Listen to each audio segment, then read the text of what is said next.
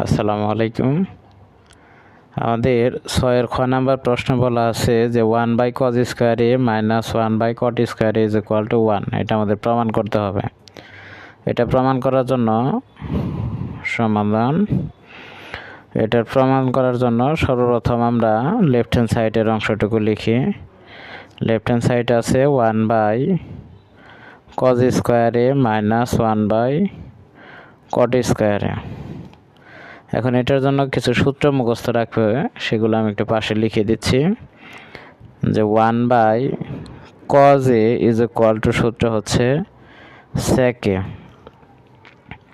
R 1/cot a is equal to হচ্ছে তোমার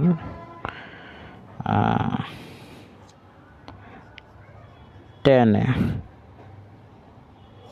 তাহলে আমরা এখানে 1/cos এর পরিবর্তে লিখতে পারি sec স্কোয়ার a, আর 1/cot এর পরিবর্তে লিখতে পারি tan স্কোয়ার a। এটা একটা সূত্র যে sec square minus tan square, এটা একটা সূত্র হচ্ছে 1 ইজ ইকুয়াল হচ্ছে 1। এটাই হচ্ছে আমাদের রাইট হ্যান্ড সাইডের মান।